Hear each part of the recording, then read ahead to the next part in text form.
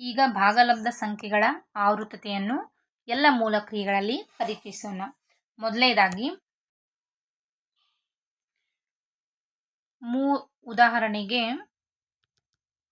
3/8 ಒಂದು ಭಾಗಲಬ್ಧ ಸಂಖ್ಯೆ, -5/7 ಇದು ಒಂದು ಕೂಡ ಭಾಗಲಬ್ಧ ಸಂಖ್ಯೆ ಆಗಿದೆ. ಇವುಗಳ ಸಂಕಲನ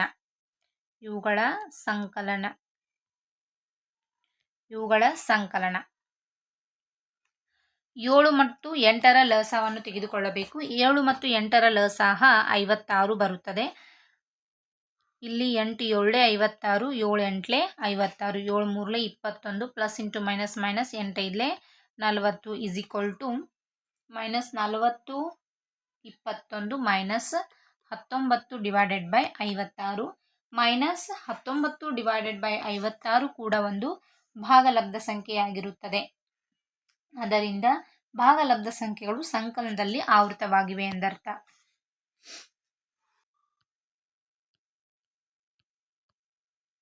ಎರಡನೇದು ವ್ಯವಕಲನ.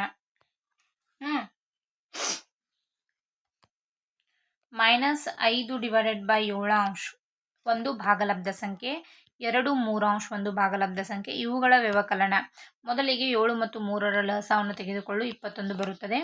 7 3 21, 3 7 21, 5 3 -15 ಮೈನಸ್ 7 2 14 ಮೈನಸ್ 29 ಡಿವೈಡೆಡ್ ಬೈ 21 ಬರುತ್ತದೆ. ಇದು ಕೂಡ ಒಂದು ಭಾಗಲಬ್ಧ ಸಂಖ್ಯೆ ಆಗುತ್ತದೆ. ಆದ್ದರಿಂದ ಭಾಗಲಬ್ಧ ಸಂಖ್ಯೆಗಳು ವ್ಯವಕಲನದಲ್ಲಿ ಆವೃತವಾಗಿವೆ ಎಂದರ್ಥವಾಗುತ್ತದೆ. ನೆಕ್ಸ್ಟ್ ಮೂರನೇದಾಗಿ ಗುಣಾಕಾರ.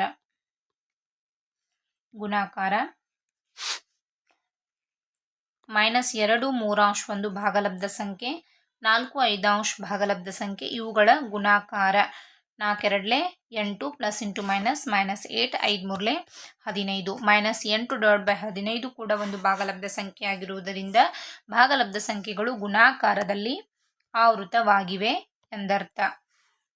ಕೊನೆಯದಾಗಿ ಭಾಗಾಕಾರ.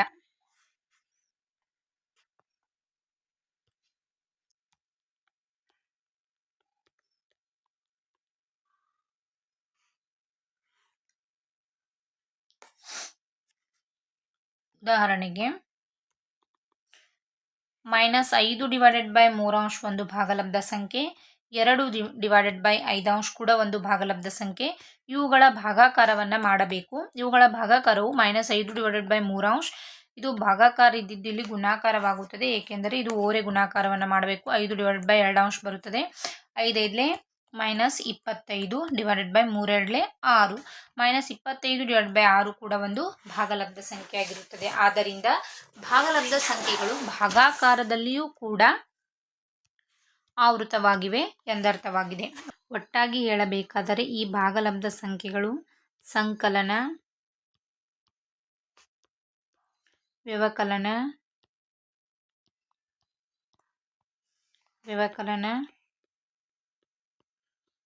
ಗುಣಾಕಾರ,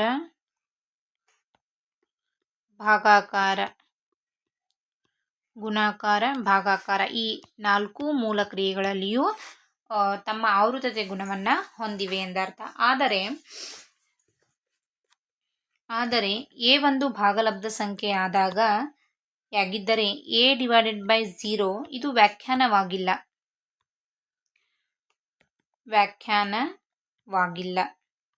ಆದ್ದರಿಂದ ಭಾಗಲಬ್ಧ ಸಂಖ್ಯೆಗಳು ಭಾಗಾಕಾರದಲ್ಲಿ ಆವೃತವಾಗಿಲ್ಲ ಎಂದರ್ಥವಾಗುತ್ತದೆ.